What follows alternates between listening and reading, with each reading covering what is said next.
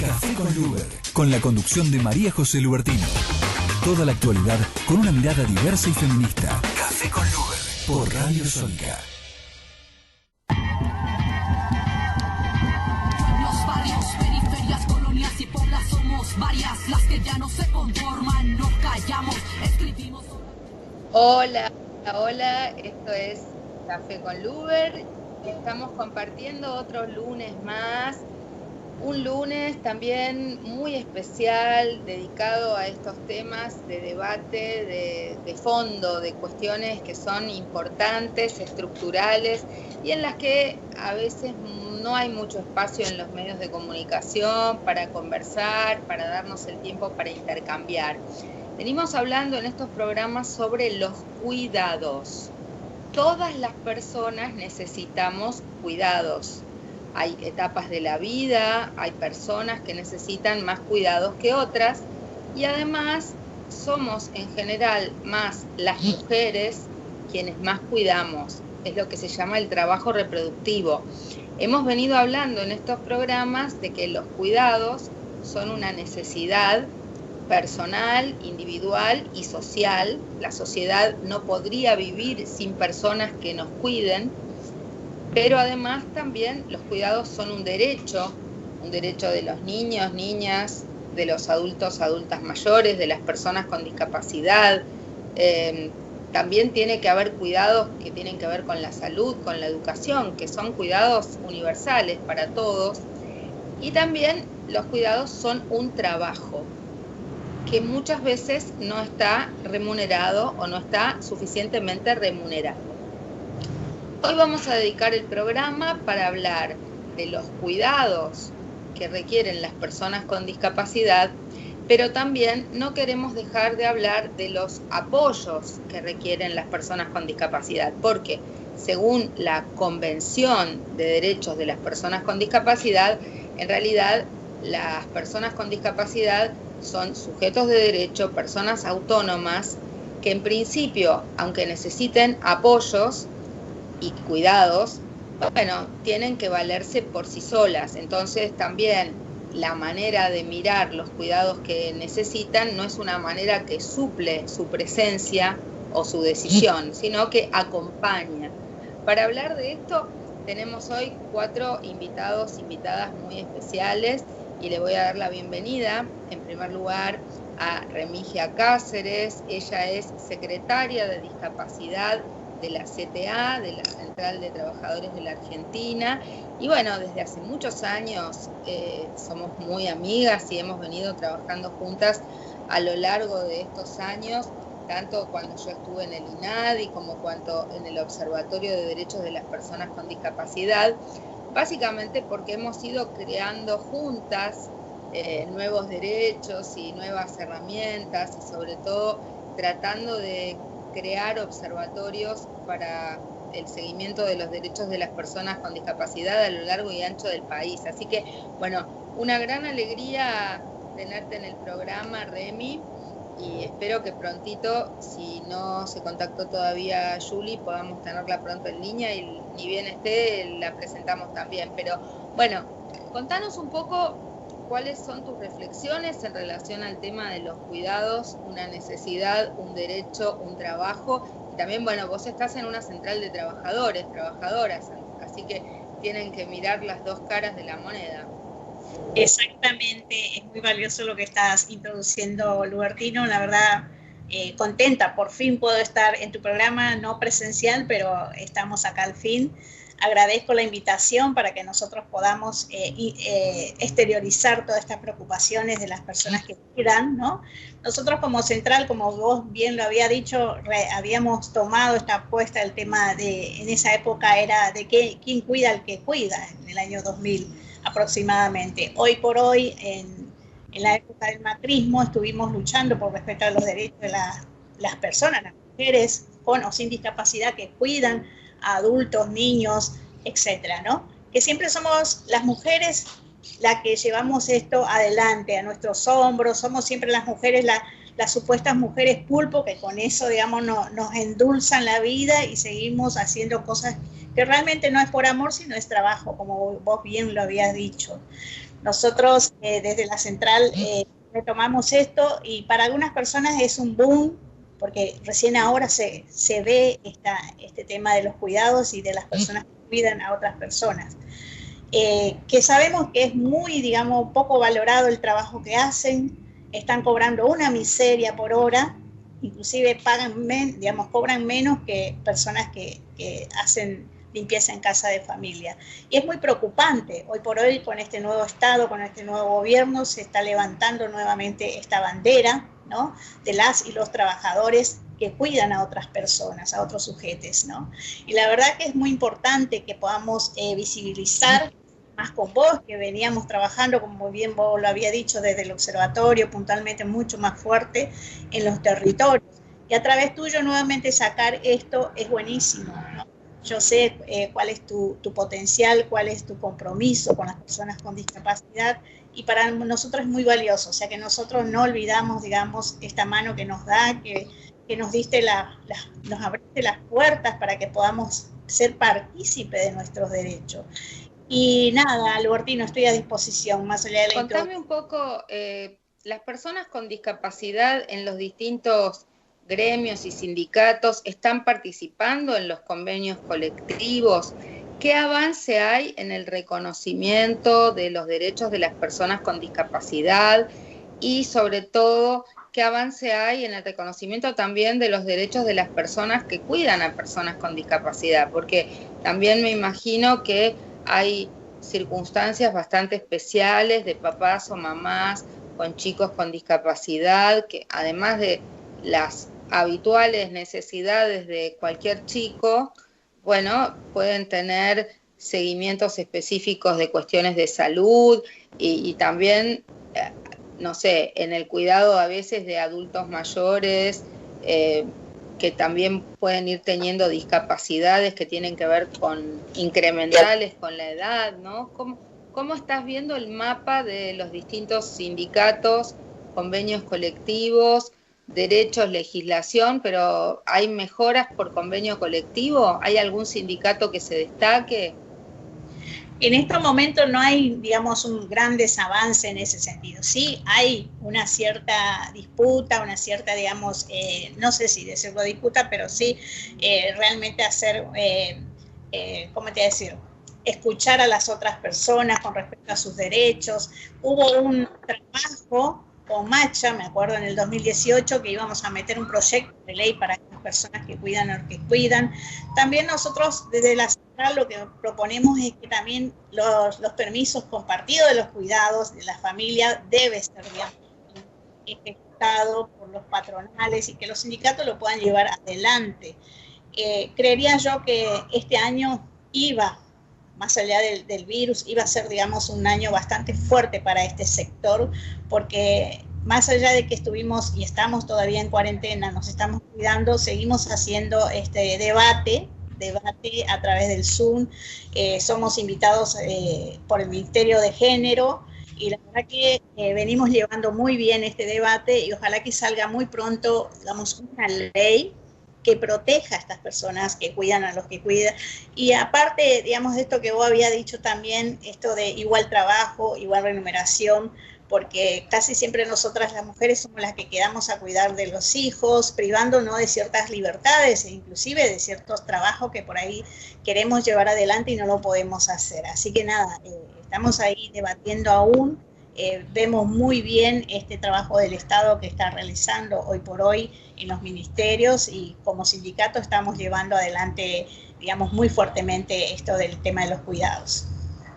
Y en el debate que está habiendo hacia una legislación nueva en materia de cuidados, ¿se tienen en cuenta, hay graves problemas con las personas que cuidan a personas con discapacidad cuando se trata de discapacidades verdaderamente qué sé yo, que dejan a las personas en sus hogares o que las personas no tienen autonomía? En este momento, ¿cómo se arreglan las familias, los matrimonios, las madres, los distintos miembros de la familia que se tienen que hacer cargo de una persona con discapacidad que tiene algún tipo de discapacidad que no le permite valerse por sí? problemática que tienen es que algunos no pueden ir al lugar de trabajo por esto del contagio. Otros que están yendo porque hay personas con discapacidad, adultos mayores o madres que están trabajando, también necesitan de estas personas que cuidan. Digamos, no pueden acercarse mucho a la vez por la misma discriminación de esto de que me traes el virus, no me traes, y el sueldo sigue siendo súper bajo, digamos. ¿Me entendés? Es que no hay, digamos, una forma de retribuir el sueldo a las personas que cuidan. Es, digamos, muy, muy crítico la situación. Algunas y algunas que son cuidadoras, nosotros estuvimos casi armando un sindicato de cuidadoras y cuidadores, y la verdad que se pone muy difícil por el hecho de que ellas también, al ser cuidadoras, tienen algún otro trabajo, porque la mayoría son de potenciar trabajo. No sé si conoces el tema de Argentina Trabaja, pero en realidad es muy difícil este momento para ellas. No están en la prioridad de vacunación también, por el hecho de que no está contemplado como personas que cuidan a otras personas. Así que nada, estamos ahí en la lucha, Luber. Bueno, y la tenemos en línea, no sé por qué no se habrá podido comunicar con el Skype a Julie Almirón. Ella es una de las coordinadoras del Observatorio de Derechos de las Personas con Discapacidad de la Ciudad de Buenos Aires. Si no la podemos tener en imagen, seguramente tendremos su foto también para verla. Así que, bueno, Julie, contanos un poquito cuál es tu experiencia. ¿Nos estás escuchando? Hola, buenas tardes.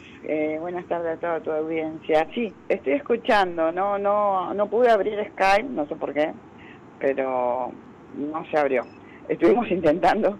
Y mi experiencia se basa en, bueno, soy también presidenta de la Asociación Polio Pospolio Argentina, y la mayoría de las personas que tuvieron polio y que ahora sufren del síndrome de pospolio precisan muchos apoyos de personas que las acompañen, también apoyos de medicinales o rehabilitación, y les cuesta muchísimo en este momento conseguirlos. Bueno, en este momento cuesta muchísimo conseguir todo. La prioridad es el COVID, y ellas en realidad están pasando un muy mal momento. Claro, pero más allá del COVID, ¿qué pasa con las personas que además, que son personas con alta vulnerabilidad en este contexto? Normalmente, ¿quién hace la cobertura de cuidado de las personas con situaciones severas de movilidad reducida o que no pueden valerse por sí mismos, o personas que tienen graves problemas de salud mental que no pueden quedar solos o solas? ¿Quién hace esa cobertura? ¿Tiene que ser un familiar el que queda a cargo y se arreglan las familias solos o solas? ¿La obra social aporta? ¿El Estado aporta? ¿El sistema educativo aporta? ¿Cómo se hace? ¿Quién cuida estas personas que a veces requieren un acompañamiento permanente? Claro. Bueno, en el mejor de los casos, los que tienen familiares, porque, por ejemplo, en mi grupo hay muchas personas que están solas, que no tienen familiares, no tienen padres, no tienen hijos, y son muchas, la verdad, en APA. Y los que pueden recurren a la obra social y terminan siempre haciendo un amparo. Por lo general son los que saben que tienen también el derecho, porque hay muchísima gente que no sabe que la obra social le puede facilitar a estas personas para que los acompañen. Una de las cosas que hacemos también es informar de los derechos, y que sepan que tienen que solicitarlos, y si no cumplen pueden ir a un amparo, ¿no? Claro. Ahora, a veces una persona puede necesitar un apoyo, una ayuda transitoria, alguien que le haga las compras una vez a la semana, alguien que le recuerde los medicamentos, pero hay personas que necesitan cuidados de 24 horas, no sé, pienso una persona electrodependiente, determinadas afecciones. Las coberturas de las obras sociales alcanzan, las personas que hacen este trabajo están bien pagas, es personal especializado o se pone a cualquiera a cuidar a una persona con determinados requerimientos especiales. No, bueno, hay diferentes casos. La mayoría, por ejemplo, yo sé de varias personas en el grupo que están, como es muy bajo los montos que se pagan, tienen personal que en lo mejor de los casos son la mayoría venezolanos y están acompañándolas, pero tampoco están durante mucho tiempo. O sea que además de esa persona tienen que contratar a otras porque las obras sociales no les pagan las 24 horas o no les paga lo que les corresponde. No, y además pienso que, por ejemplo, en todo el tema de salud mental, antes existían estas lógicas de institucionalización, donde a la gente se la internaba, pero luego, con todo lo que hemos luchado para la desinstitucionalización, en realidad queremos que las personas estén con su familia, en los hogares, porque hay una atención distinta, porque hay un trato personalizado, pero también ese cuidado que antes se prestaba en un lugar general, ahora recae probablemente sobre las hijas, las esposas, las madres, que incluso, bueno, lo estamos viendo en los días de pandemia, si con cualquier niño o niña, con la simple ausencia de la escuela, las mamás son las que van a tener que faltar o lo que sea, imaginemos con un niño, niña o un adulto o un anciano o lo que fuere,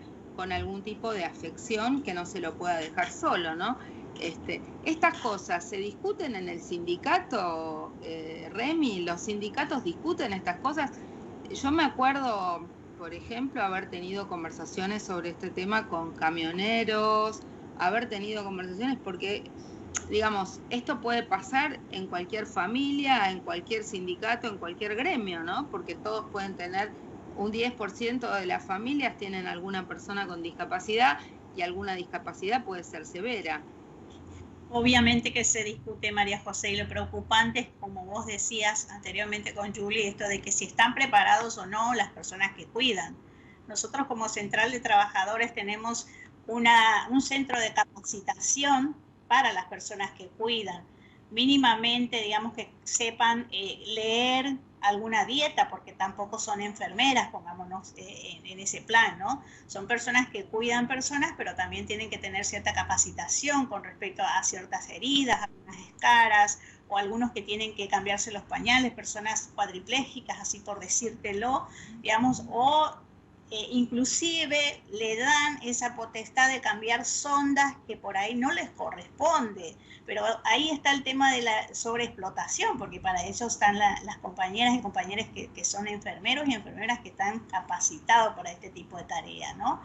Obviamente que estamos muy preocupados por este tema, por eso estamos trabajando para armar una ley de cuidadoras y cuidadores, ¿sí? Más allá de que a veces, como vos decís, somos las mujeres las que nos quedamos siempre, el 80% en casa para hacer estos cuidados. Pero también necesitamos que las y los cuidadores estén capacitados para este tipo de situación, para el cuidado de otra persona, porque no es que vos le dejás un perrito y paseámelo, digamos, no es así. Es una persona que necesita el cuidado y que necesita de... Bueno, imagínate que hasta el perrito necesita, o sea, una cosa es que limpies la casa. Ya, sí. Eso requiere algunos cuidados porque tiene que ser una persona de tu confianza, que quede en tu hogar, honestidad, que sea. Ya confiarle un perrito también tiene, porque es un ser vivo que va a estar a cargo de esta persona que tampoco lo puede dejar que se vaya o que se lo roben o no sé. Después, dejar un niño también es una responsabilidad mayor. Y una persona con algún tipo de discapacidad es también un riesgo. Pensemos en una persona con un padecimiento de salud mental que puede también tener algún tipo de actitud que la otra persona no sabe resolver.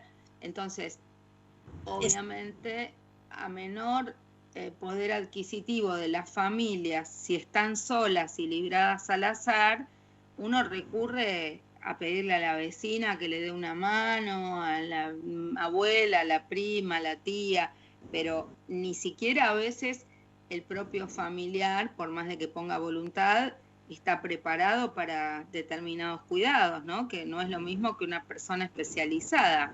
Así que qué bueno, y esa capacitación se da en la CTA. Se da en la CTA, en los centros de formación que tiene la CTA en casi todos los distritos a nivel provincial y algunos que otros en algunas provincias, fuera de lo que es provincia de Buenos Aires, obviamente.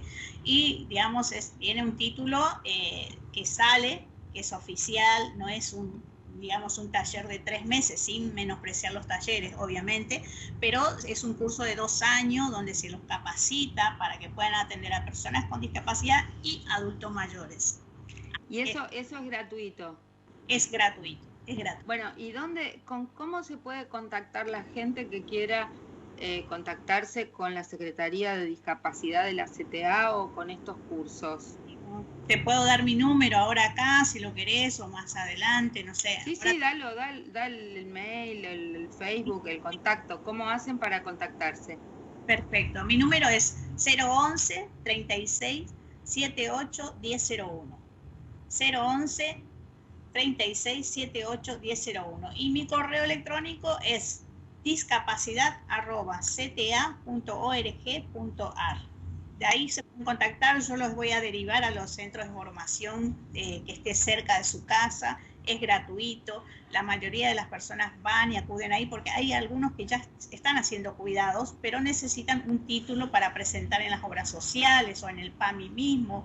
Y hay veces que hay personas, como vos le estabas comentando a Julie, hay personas que no lo pueden costear por sí solo, pero sí se contacta con el centro de formación profesional pidiendo por estas personas que ya están mínimamente capacitadas para los cuidados. Qué bueno, y también es una garantía para buscar alguna persona formada, recurrir a la CTA y pedirles a alguien que ya tenga ese título, que ya esté formado, es como una bolsa de empleo allí.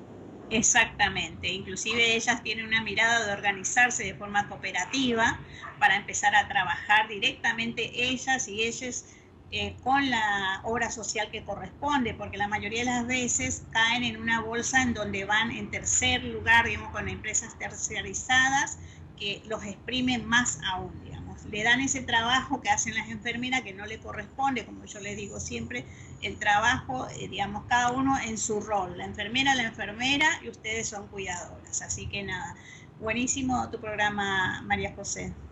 Bueno, y contanos también vos, Julie, ¿cómo hace la gente para contactarse con el Observatorio de Derechos de las Personas con Discapacidad si tienen algún problema? Por ejemplo, ustedes le pueden hacer el puente a las personas o explicarles cuáles son los derechos si necesitan un cuidador o una cuidadora para sus hijos, para ellos mismos, para los familiares, cómo tienen que hacer en la obra social o en la prepaga para recurrir y requerir ese cuidado.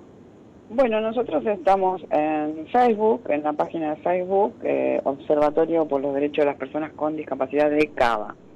Y constantemente nos están preguntando sobre las leyes, sobre qué pueden hacer ante una situación como esta, y con el asesoramiento de Pedro Ábalos, por lo general derivamos todo a Pedro.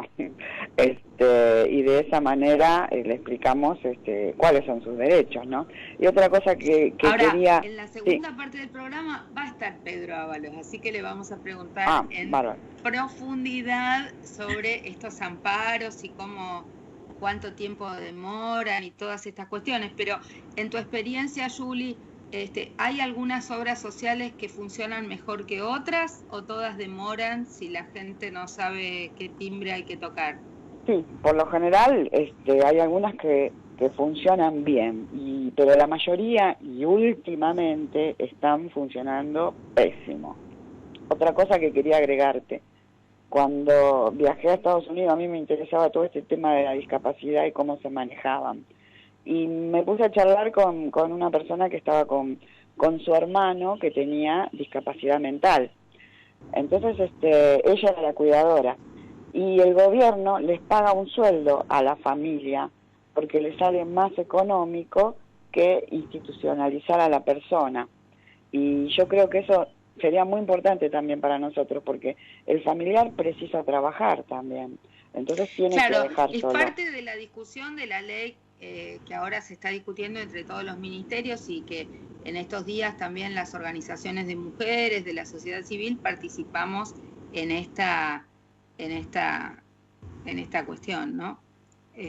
Bueno, muy bien, entonces les agradezco muchísimo. Vamos a seguir en Café con Luber en un ratito nomás con nuestros siguientes invitados. Muchas gracias. Hablábamos con Remigia Cáceres de la Secretaría de Discapacidad de la CTA y hablamos con Julie Rosa Almirón del Observatorio de Derechos de las Personas con Discapacidad de la Ciudad de Buenos Aires. Un beso grande y seguimos con más Café con Luber. Estás escuchando Café con Luber, con la conducción de María José Lubertino. Toda la actualidad con una mirada diversa y feminista. Café con Luber, por Radio Sónica.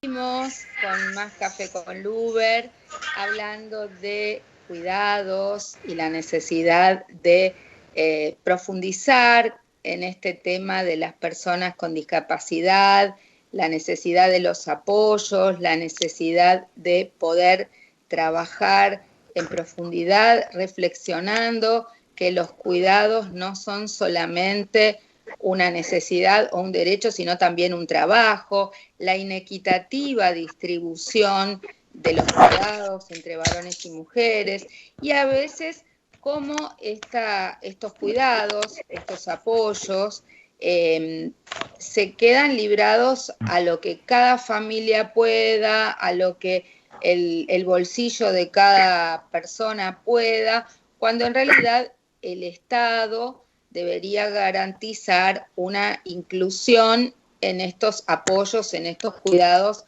para todos y todas, ¿no? Bueno, para hablar de esto en este segundo tramo estamos con Pedro Ábalos. Él es vicepresidente de la Confederación de Jubilados y Pensionados y también es abogado con discapacidad, un especialista en el tema y un gran activista. Es de las personas que más amparos ha presentado frente a las obras sociales o a las prepagas para que cubran estas tareas de cuidados y de apoyos de las personas con discapacidad. Hola Pedro, ¿cómo estás? Hola, ¿cómo te va? Muchas gracias por esta invitación y esta posibilidad de estar en contacto con tus oyentes. Bueno, estuvimos en la primera parte del programa con Rosa Almirón y con Julie y espero que, yo no sé si ya está en línea, pero también queríamos hablar con Karina Herrera, que espero que pueda conectarse y si está en el teléfono que podamos también ver su foto, básicamente porque también ella es una mamá de 2 niños con trastorno del espectro autista, que también ha tenido y ha pasado por situaciones de necesitar tener una cobertura y un apoyo para esta crianza de sus hijos y que muchas veces las obras sociales o las prepagas no se hacen cargo como debieran. No sé si estás ahí, Karina. Hola, ¿cómo les va? ¿Me escuchan? Sí. Ay, bueno, perfecto, entonces. Ahora todavía estoy viendo cómo es el tema de la cámara, pero bueno, mientras tanto, buenas tardes a todos, a todas. Gracias por el espacio, María José. Un gusto saludar al resto de los invitados ya conocidos, ¿no? Tanto Julie como Remy como Pedro, compañeros de muchas y muchas marchas que hemos tenido que realizar en pos de los derechos humanos de las personas con discapacidad. Hola, Cari, ¿cómo estás? Bien, ¿vos, Pedro? Bien, bien. Bueno, contanos un poquito cómo fue tu experiencia como mamá de 2 chicos con trastorno del espectro autista. Mira, fue complicado porque a partir de la obtención del CUT, de primero de Santiago y luego de Julián, nos encontramos con diversos tropiezos, ¿sí? Con el tema de la aprobación de las terapias, con el tema de conseguir a los prestadores y prestadoras para cada una de esas terapias, y también con el problema de la de aceptar a los chicos en la escuela común, porque yo justo entro en la etapa donde se resuelve la resolución 311 que habla de la educación inclusiva. Entonces los nenes fueron de esos primeros chicos que estuvieron bajo esa normativa. Y el tema del cuidado es un tema arduo para una mamá sola con 2 chicos de las características de los míos. Es un tema complicado en el día a día. Y contanos un poquito si vos pudiste lograr algún tipo de cobertura. Vos sos una mamá sola con 2 chicos.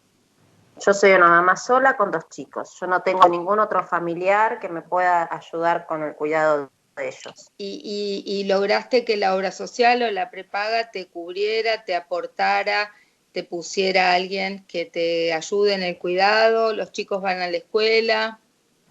Mira, fue toda una lucha.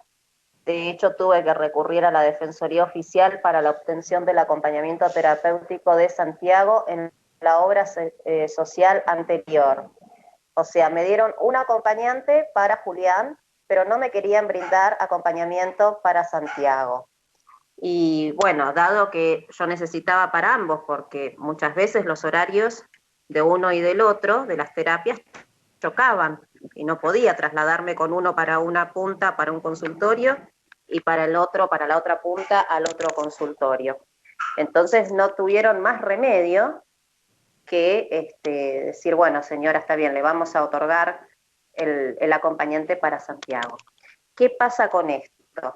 El acompañante viene al domicilio, te asiste en llevar o traer al niño o a la niña a sus terapias, pero cuando termina su horario, vos te volvés a quedar con los 2 niños en casa y por ahí no llegaste a hacer todas las cosas que requiere la casa, ¿no? El hacer los mandados, la comida, ordenarle las cosas, preparar lo que necesitas para las distintas terapias. Durante la etapa de pandemia, para cada sesión, yo tenía que ir preparando los materiales que me iban pidiendo y aparte las cosas de la escuela.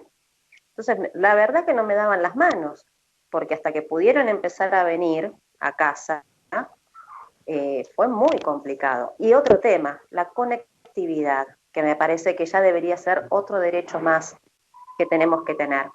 Yo no puedo tener a los 2 chicos con todas las terapias y con la necesidad de conectarse con la escuela y solo dependiendo de mi celular. O sea, le pasa algo a mi teléfono y nos quedamos totalmente desconectados, tanto del área de salud, que son sus terapias, como de la escuela, que es su otro derecho, el acceso a la educación. No, y además, obviamente, si son 2 chicos que están en 2 cursos distintos, cada uno tendría que tener su computadora. En un momento estaba el Conectar Igualdad, cada niño tenía su computadora. Eso, por lo menos en la Ciudad de Buenos Aires, lo dejaron de lado.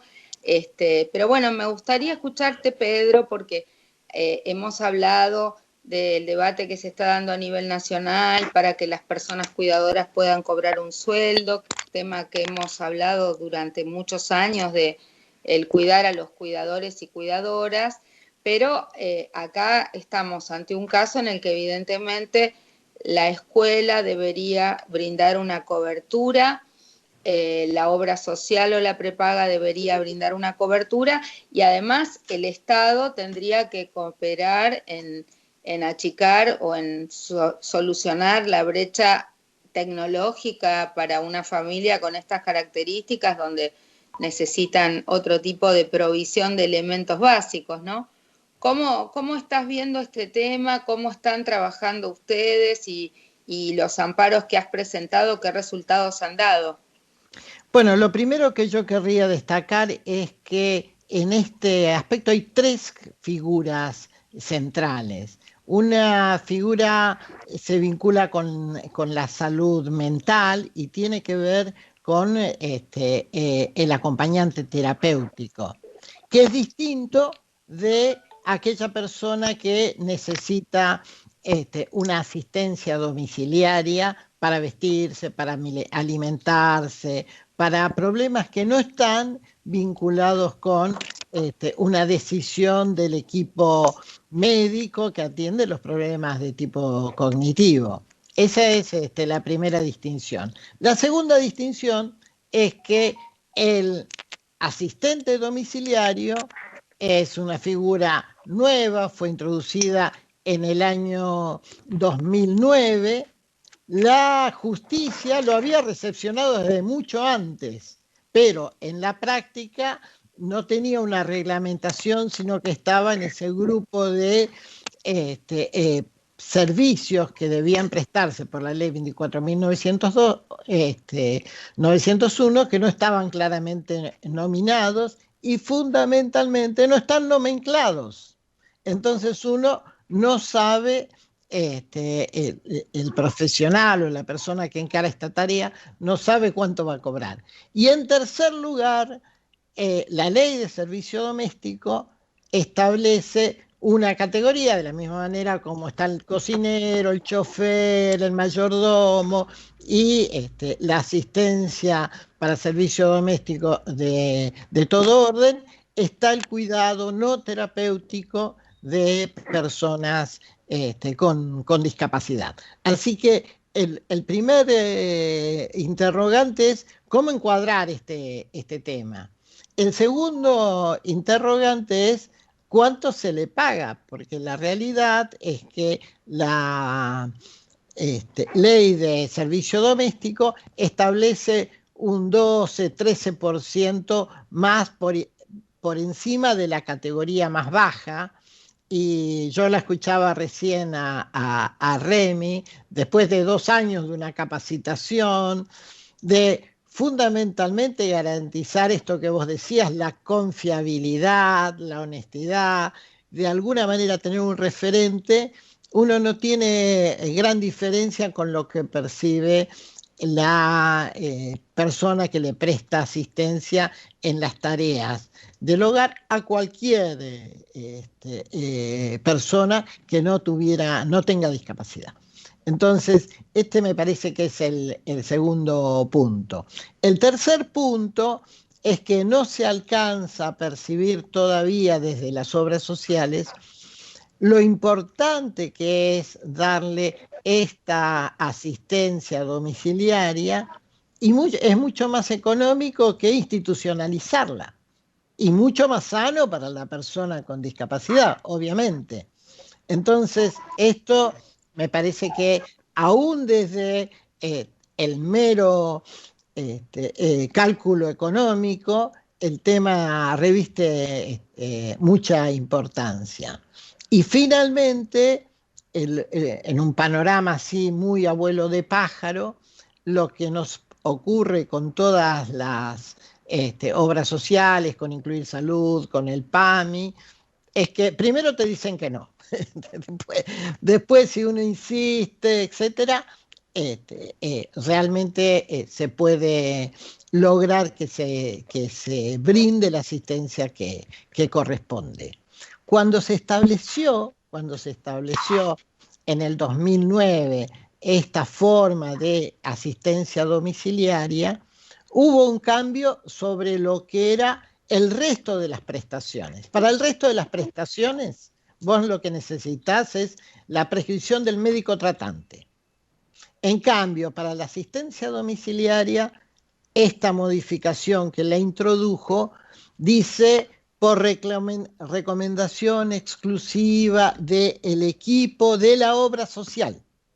O sea que hay un tamiz que pasa por la obra social y que la justicia ha pasado por arriba, porque en primer lugar las obras sociales en general no tienen un equipo, en general son equipos contratados, hay de distinto tipo, pero en general son pseudópodos de la propia obra social, y Karina te podrá contar alguna experiencia en ese sentido, digamos, ¿no? Pero en principio o no tienen el equipo y por las dudas te dicen que no, o el equipo o el auditor, esa es otra figura que constituye una barrera, te dice que bueno, que o la mitad del tiempo, en uno de los últimos procesos en que me tocó intervenir, estábamos en presencia de una persona que tenía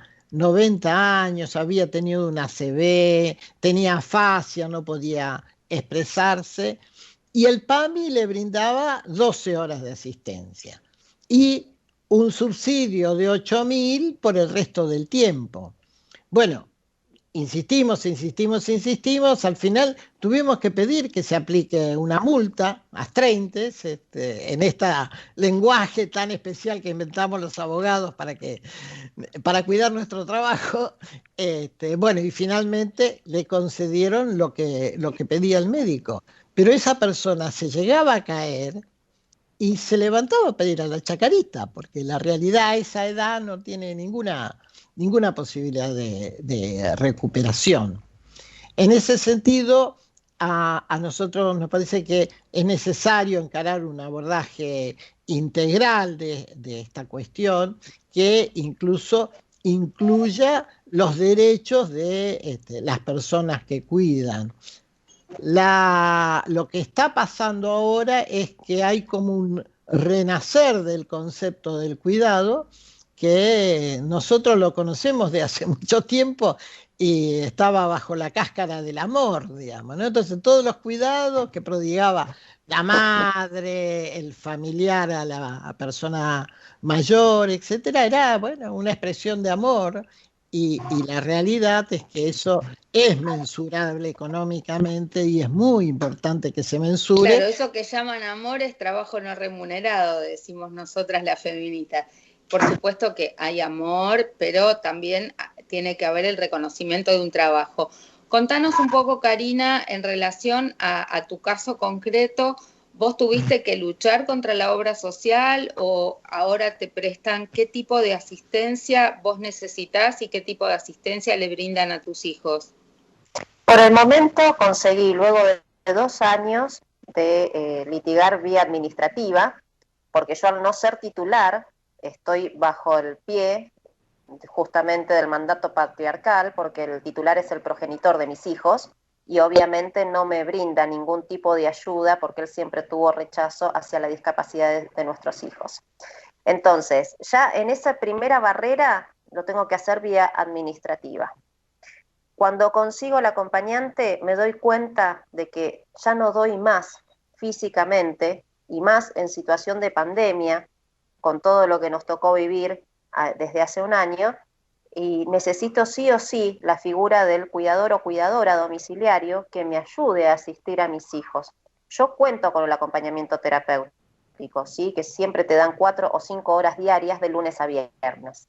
Pero de lunes a viernes los niños tienen alguna actividad, tienen alguna terapia. Sábados y domingos no tenemos nada, ¿sí? Sábados y domingos estamos encerrados desde siempre, incluso desde antes de la pandemia, cuando yo ya no podía salir con ambos chicos. Entonces vos decís, ¿qué hace una familia un fin de semana? Se va a visitar amigos, se va a visitar parientes, sale a pasear. Yo nunca pude hacer eso con mis hijos. ¿Por qué? Porque me faltan manos, porque tengo solo 2 manos, y si uno quiere ir para un sitio y el otro quiere ir para el otro sitio, no tengo manera de dividirme. ¿Qué edad tienen los chicos ahora? Santiago tiene 8 años y Julián tiene 6. Y yo estoy sola con ellos dos desde el 2016, que conseguimos salir de una situación de violencia familiar extrema, donde fui víctima de violencia de género extremo también, en todas sus variantes. Y bueno, la verdad que me costó mucho reinventarme, pero salí adelante gracias a mis hijos, ellos siempre fueron mi motor. Y creo que justamente, ¿no?, la lucha feminista, María José, tiene que ver con eso, ¿no? Con que el cuidado es amor, sí, pero también es mensurable. O sea, yo estoy las 24 horas del día. Cuando mis hijos tenían problemas para dormir, yo me despertaba a las 3, 4 de la mañana y seguía hasta las 11, 12 que se volvía a dormir alguno de los dos. ¿Y eso cómo se recupera eso? Luego de tener un cuerpo lesionado por los golpes por haber sido víctima de violencia. Yo sufro de cervicales. Yo este fin de semana estuve mareada por las cervicales, dolorida. Y bueno, mis hijos me tienen paciencia, se dan cuenta que mamá está mal, por más que son chiquitos. Y me tienen paciencia y saben que hago las cosas más lento cuando me siento mal. Ellos ya lo saben, ya lo entienden, por suerte. Y me ayudan dentro de sus posibilidades obviamente me ayuda más Julián, que es el que se desarrolló mejor, porque tuvo acompañamiento desde el primer momento, y a Santiago no, a Santiago siempre tengo tropiezos.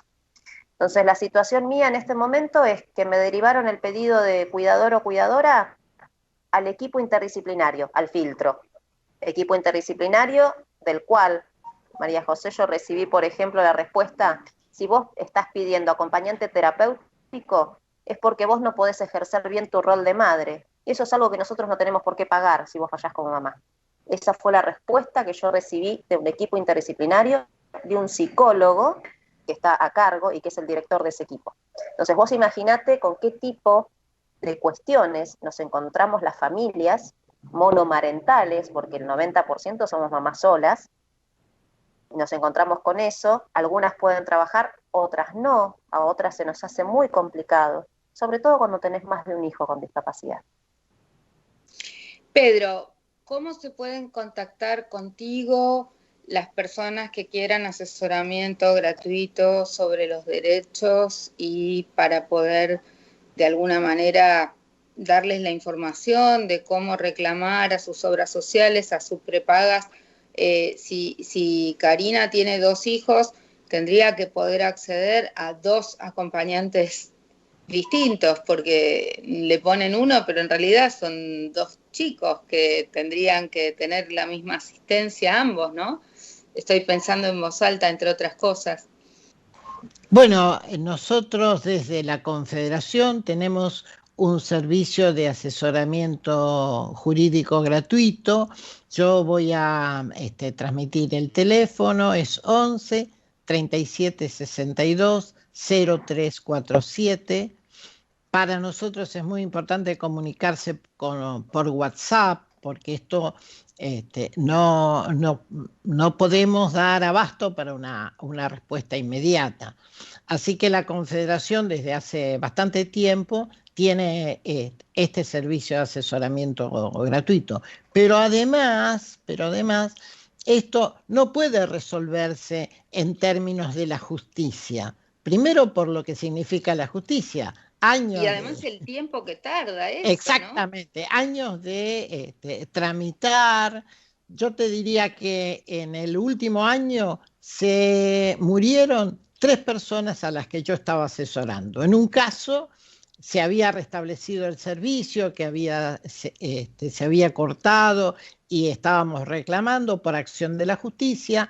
En otro de los casos estábamos en ida y vuelta donde uno pide, la obra social plantea alguna observación, etcétera. Todavía no se había restablecido el servicio, y en el tercer caso la persona estaba reuniendo los papeles, porque además tenés que presentar todos los originales actualizados.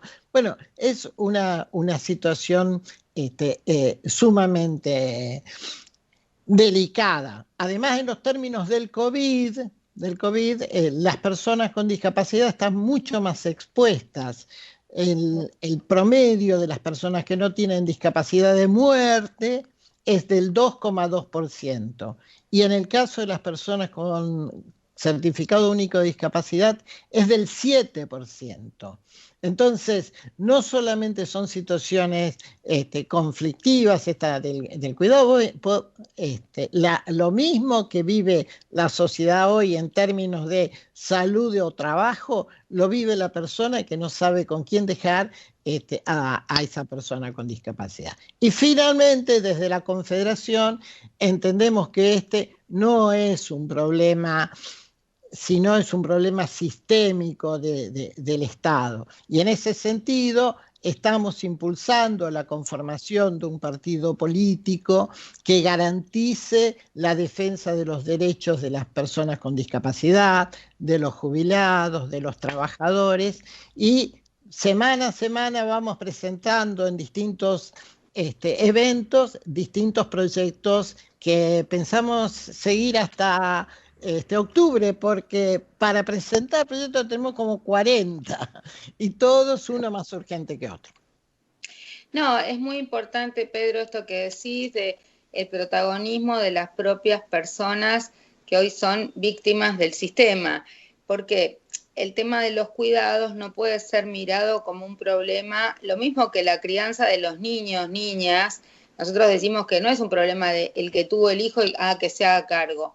Hay toda una responsabilidad social, generacional, para con las personas con discapacidad y para con las generaciones pasadas, digamos, los adultos mayores o las generaciones futuras, los niños, las niñas. Es una responsabilidad social y colectiva. Y cuando como feministas decimos que hay que deconstruir el patriarcado y que hay un sistema capitalista que explota como si las personas tuvieran la responsabilidad de encargarse del cuidado de los otros en términos individuales, me parece que ahí nos están mirando que esto también, además del amor, del derecho de los niños, de las personas con discapacidad, de los adultos mayores, esto es una responsabilidad social, colectiva, porque estamos ante un trabajo no contabilizado, no remunerado, y como en el caso que nos refiere Karina, que, a ver, no se puede vivir sin un minuto de descanso, no se puede vivir en trabajo permanente, ¿no? Alguien tiene que poder tener un día franco. Vos no tendrás, no dejarás de ser la mamá en ningún día de la semana, pero podés un día descansar de una tarea que es agobiante de manera sostenida y permanente 24 horas todos los días de la semana. Así que, bueno, en este sentido queremos seguir acompañando el trabajo que ustedes hacen, las necesidades y los derechos, pero también, bueno, acompañar el debate que se está dando para que haya una remuneración para las personas cuidadoras y para que también haya todo un replanteo del sistema de cobertura y seguridad para que las personas puedan vivir más dignamente cuando tienen una discapacidad o cuando tienen a su cargo el cuidado de una persona con discapacidad, ¿no? Así que bueno, yo espero que nos puedan acompañar. En el próximo programa vamos a estar hablando de los cuidados y los apoyos para los adultos y adultas mayores. Así que seguramente alguien de la Confederación de Jubilados también podrá acompañarnos para hablar de este tema. Y bueno, por supuesto después queremos bajar todos estos temas a la ciudad de Buenos Aires, porque también creemos que más allá de las responsabilidades del Estado Nacional, en el caso de las ciudades hay cuestiones que tienen que ver con la infraestructura de cuidados que podrían facilitar. Facilitar sí. Quiere decir, tendría que haber casas de medio camino o espacios de día para los adultos mayores o para las personas con alguna discapacidad, que no necesariamente quiere decir institucionalizarlos, pero sí quiere decir que si tenés una emergencia, podés recurrir a algún espacio donde estas personas puedan tener una contención y quedarse un rato o pasar parte del día en un lugar. Esto vale para niños, niñas, adolescentes que a veces también necesitan un lugar y están descuidados socialmente. Vale para adultos y adultas mayores que, digamos, no necesariamente pasan de estar solos o solas en una casa o en un hogar de ancianos, y pasa también con las propias personas con discapacidad. O sea, Karina, si tiene una emergencia, no sabe a quién recurrir, y en los barrios tendría que haber alguna posibilidad de que uno pudiera recurrir a algún lugar social en donde encontrar un apoyo, aunque sea para una emergencia o para una eventualidad. Esto pasa en otras partes del mundo y bueno, esperamos que también pueda pasar en Argentina. Esperemos. Nos despedimos hasta la semana que viene. Muchísimas gracias.